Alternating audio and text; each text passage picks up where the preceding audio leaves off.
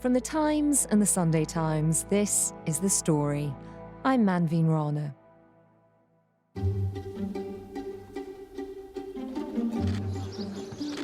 European summits aren't always a barrel of laughs, so it's pretty remarkable when the least exciting bit, the normally stately shuffle of European leaders arriving and shaking hands with a host, suddenly becomes a real moment that's played out all over social media. They've had a good relationship for a long time, and he decided, I think, to make a point by getting on his knees as she wandered down the red carpet towards the conference and holding his hands up clasped as if in prayer, which kind of stunned Meloni, and she started crying out, "Eddie, no, Eddie, no." It looks less like the opening of a summit and more like some great romantic declaration of love, a proposal down on one knee, or a supplicant praying to a god. It could have been deeply awkward, but Giorgia Meloni managed to turn it into a joke, mainly at her own expense. He, after all, is 6'7", she's 5 foot something, and she turned to photographers and said, "He's only doing that because he wants to be at the same level as me." He only does it to be tall as me. Is that the sort of effect she has on world leaders? Does she have them all in her thrall? She's got quite a good track record of soliciting laughter and jokes and embraces and all-round tactileness with foreign leaders, people you wouldn't necessarily expect that from. So she's got a very good way of breaking down the formality of these kind of occasions.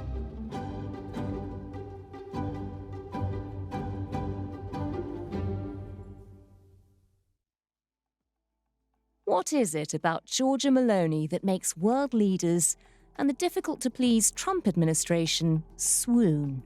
Is she becoming a diplomatic powerhouse in Europe? And how is that going down with her counterparts like Emmanuel Macron? The story today, the Meloni effect.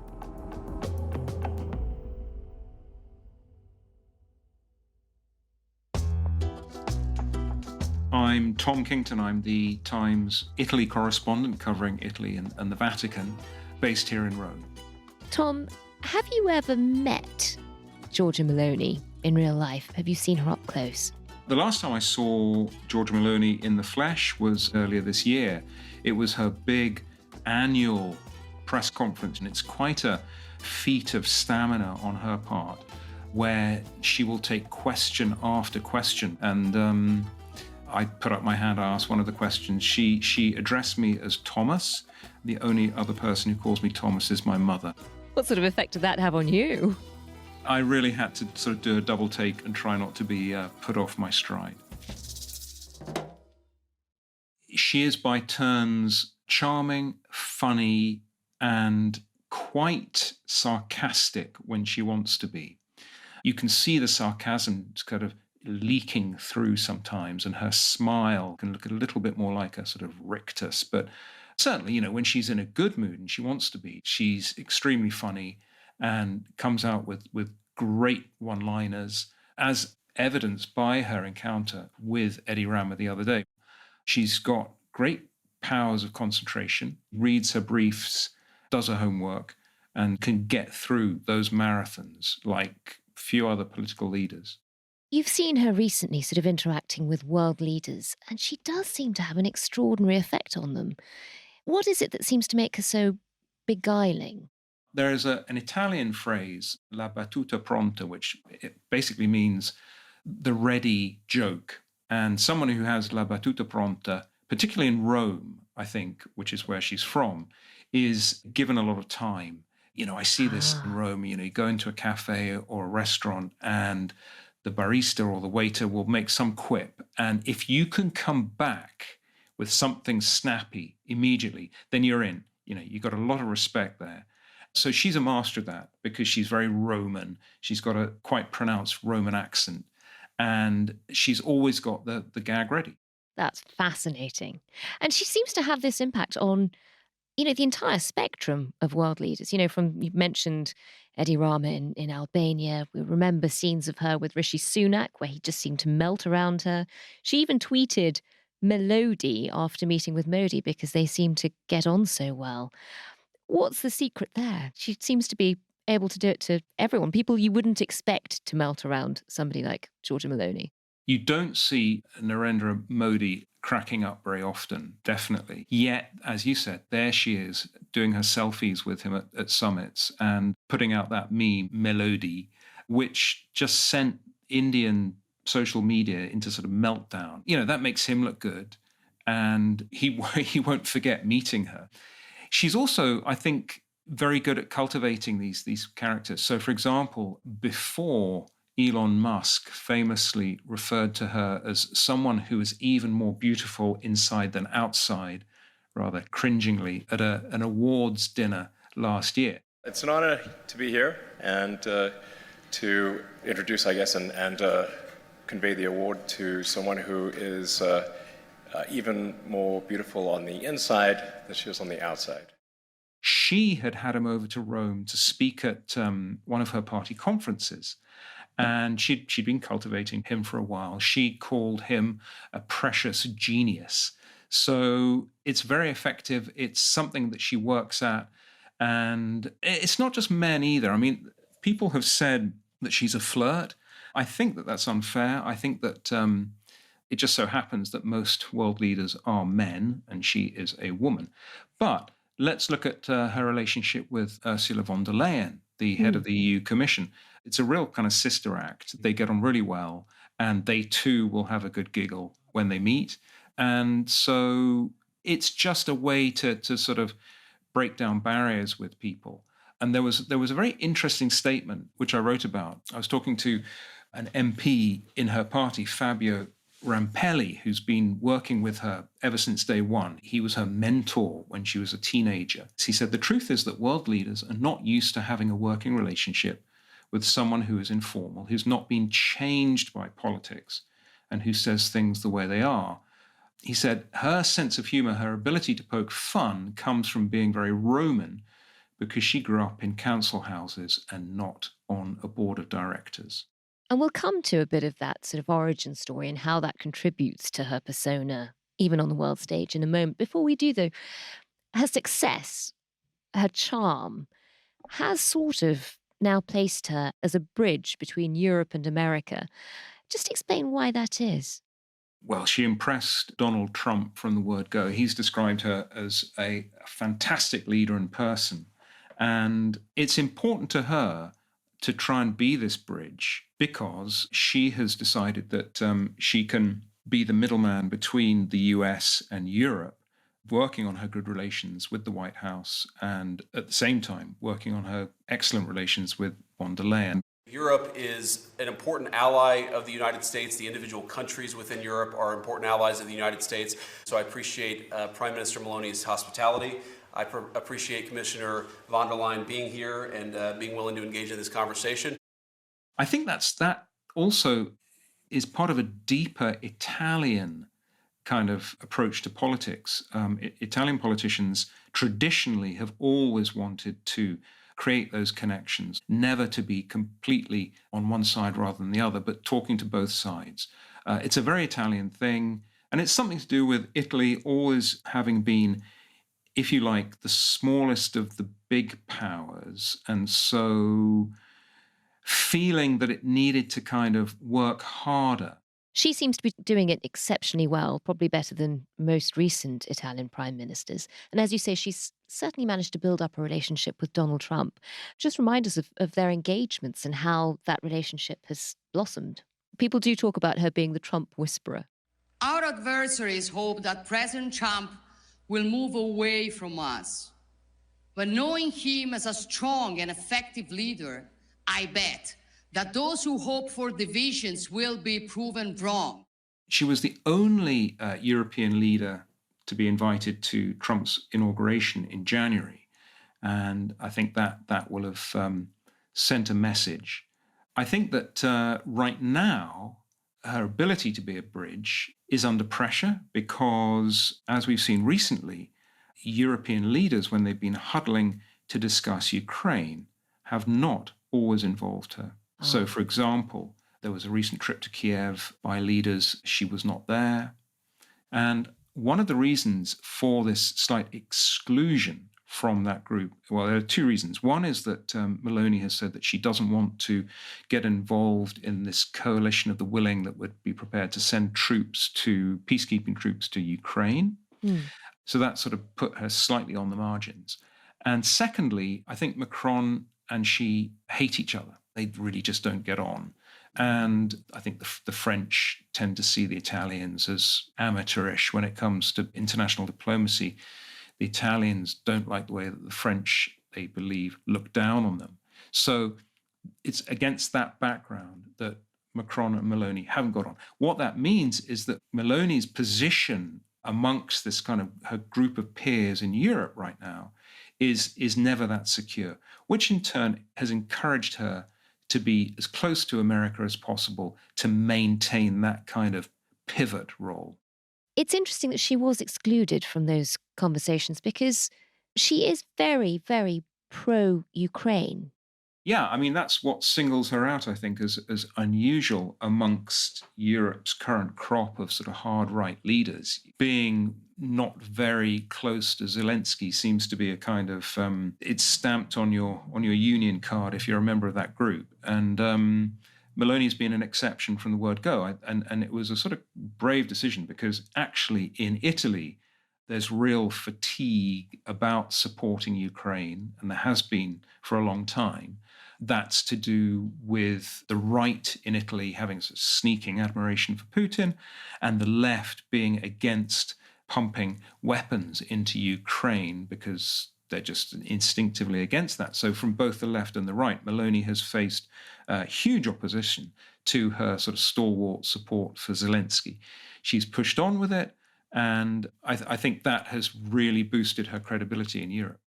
And I imagine she'd be a very powerful advocate for Ukraine because, I mean, looking at the American administration, people like the Vice President, J.D. Vance, who are very openly anti-Ukraine, are still very pro-Meloni. Tell us a bit about that. Tell us a bit about their relationship. Well, I think that, J.D. Vance seems to be a big Meloni fan. So, yeah, how can the White House continue to admire her, given that she's been so supportive of Zelensky? When Meloni visited the White House and sat down with Trump, I think she was very careful to sort of dodge the issue, and she was able to steer things onto common ground, and she pulled it off. It's an honor to have the Prime Minister of Italy with us, Prime Minister Meloni, who's doing a fantastic job. I would say that she has taken Europe by storm and highly respected. Everybody loves her and respects her, and I can't say that about many people. And she's become a friend, and we really have a great relationship between Italy and ourselves.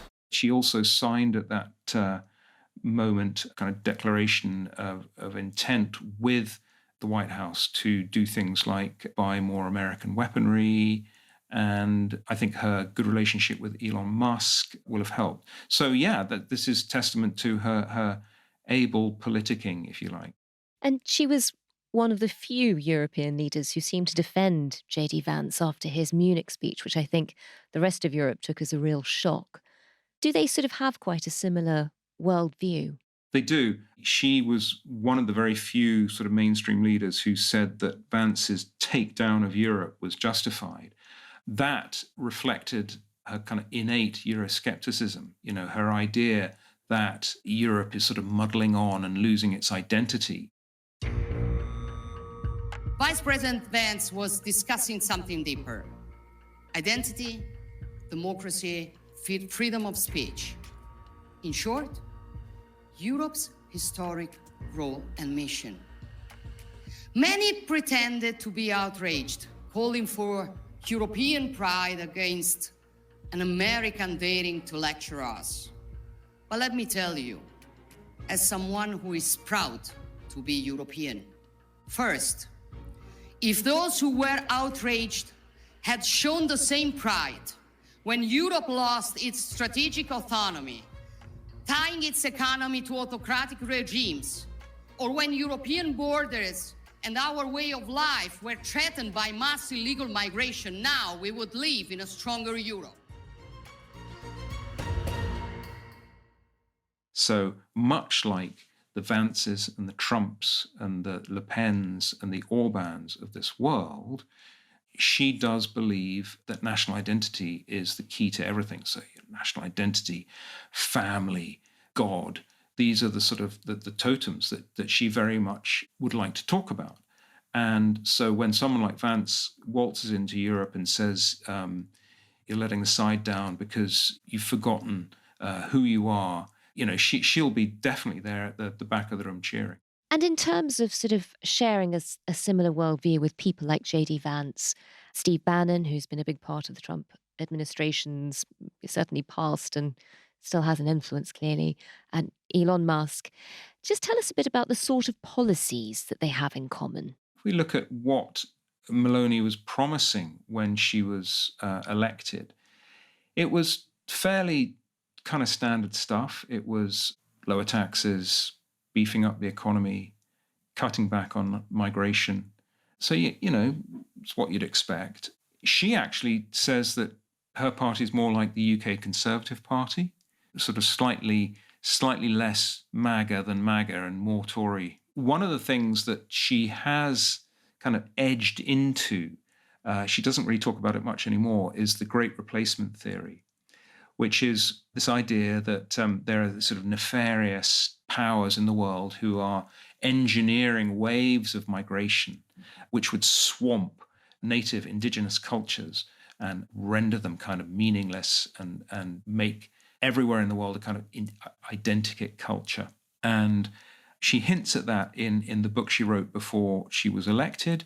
That, I think, is a theory which has been touted by quite a lot of people in Trump's circle in America. So that would be a common ground. We don't hear her talking about that much anymore. But there is still an opposition to migration, I guess. Very much so. She has done deals with Libya and Tunisia to halt or to slow down the migrants who are sailing across the Mediterranean. I would add that she has done that in quite a sort of practical way without histrionics. So very much anti-illegal migration, but more moderate in the way that she will talk about how she's going to get it done. Tom, to understand her rise as this very deft diplomat, somebody who seems to be able to make a real impression on world leaders everywhere, I suppose we have to step back and understand a bit more about her. You mentioned a bit about her rise and how she's a woman forged in, you know, council estates rather than investment banks. So just tell us a bit more about her background. Where does she come from? What was her education like? Tell us about who she is. Well, she's born and bred in Rome, born in 1977, an older sister called Arianna, who is still working with her, very much involved in the organization of her party. And her father, however, walked out on the family when she was a kid. He moved to Spain.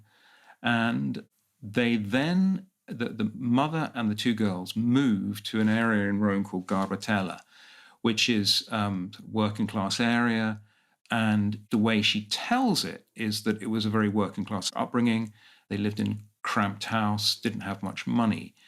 I would add, however, that what she doesn't talk about, which is quite interesting, is that her grandparents on her father's side were anything but working class, not well-to-do people. Her paternal grandfather was quite a successful radio scriptwriter on Rai, the Italian public service network. Her paternal grandmother was an actress who was quite well known. She won awards. And she was also known because she dubbed into Italian the voice of Marilyn Monroe in films. So I just wonder if some of that kind of theatrical quality, starriness has been handed down to Giorgia Meloni. That's so interesting.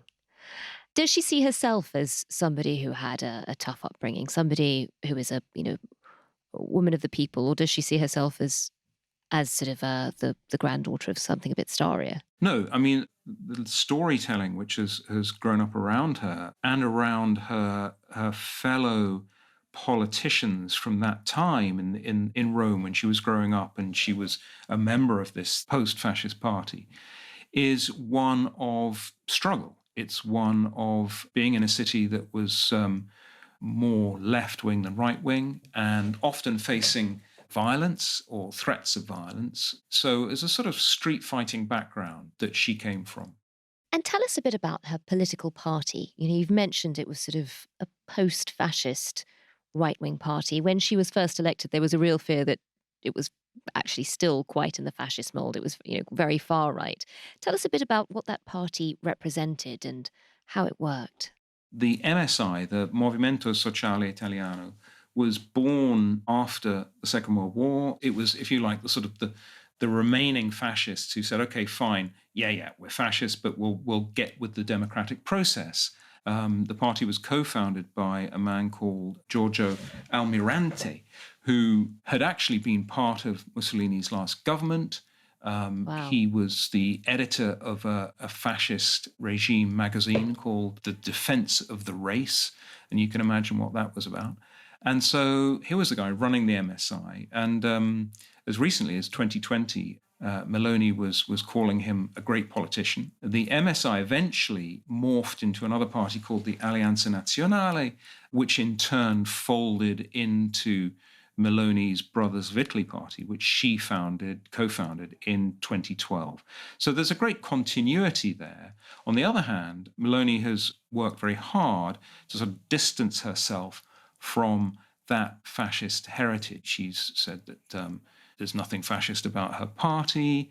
People have said, okay, so why do you have the flame in your party emblem, which they inherited from the MSI, which is supposed to represent the eternal flame on the tomb of Mussolini, to which she says, wow. I don't want to change that, but honestly, we're no longer of that bent.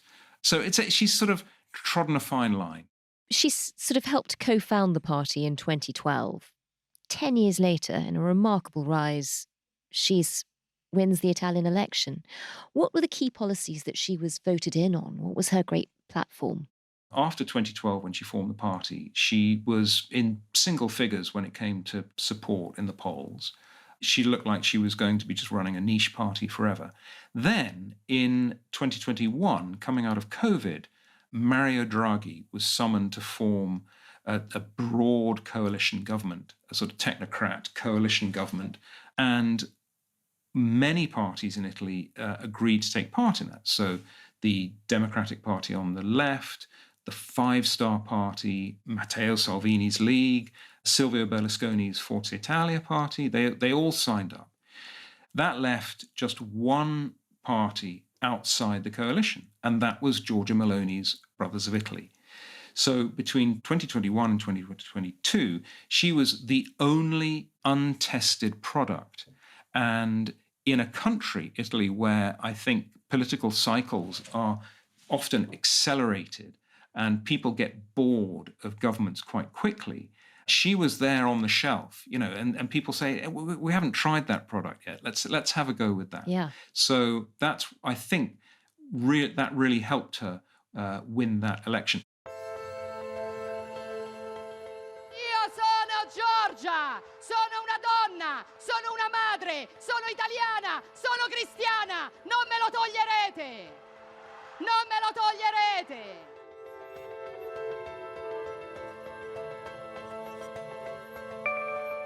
And tell us about her personal life in the meantime and how that's sort of been greeted by the public. She has a daughter who she takes to international summits with her. And she had a partner, the father of her child, who was a television presenter on one of Silvio Berlusconi's networks, who she split up with. She dumped him in about half an hour when a TV program broadcast audio of her partner flirting in a fairly disgusting way with some of his female colleagues at work. sort of suggesting threesomes and saying things like, do you mind if I touch my balls while I'm talking to you? Oh. And it was a very interesting moment for her because perhaps she wanted to consider things, talk to him, try and figure it out. But no, she went live on social media almost immediately saying, right, that's it, that's the end. And I think they've stayed on good terms, but she is now effectively a single mum.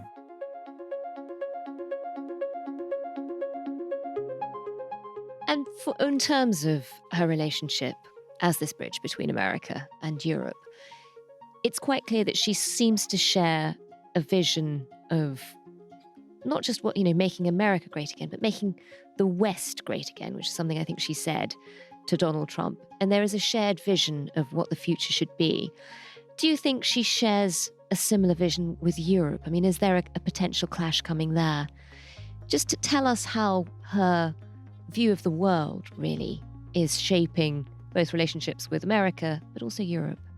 I think that her very firm transatlantic view was what pushed her to say, let's make the West great again, because she didn't want to say, let's make Europe great again, because that's just sort of aping what Trump has said. She wanted to take it further and say, let's make the West great again, meaning let's make Europe and America great again together. Even if we have some problems between the two shores of the Atlantic, it is the time that we try to sit down and find solutions. So I want to thank President Trump for having accepted an invitation to pay an official visit to Rome in the near future, and consider possibility in that occasion to meet also with Europe. The goal for me is to make the West great again. Okay, and I think we can do it together. We can. She's always worried about the fraying of transatlantic ties. She's always the first one to say, okay, whatever Trump's doing, tariffs or insults or whatever, we've got to stay on the transatlantic path. In a way, I think that makes her and Italy very similar to the UK, because I think that the British government would be equally keen to always protect the transatlantic link. And I think for Italy, it dates back to Italy for decades, having seen America as its protector.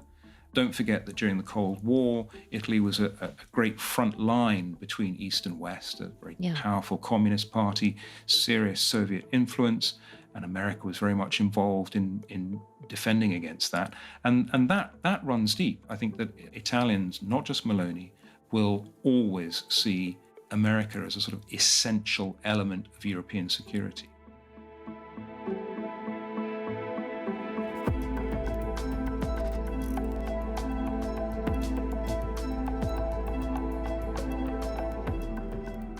That was Tom Kington, the Times correspondent in Rome. And you can find all of his dispatches on Italian politics and movements in the Vatican online at thetimes.com with a subscription.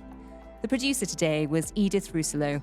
The executive producer was Fiona Leach, and sound design and theme composition were by Mal Lassetto. If you can, do leave us a review wherever you get your podcasts. We do read them all. Thanks for listening. See you again soon.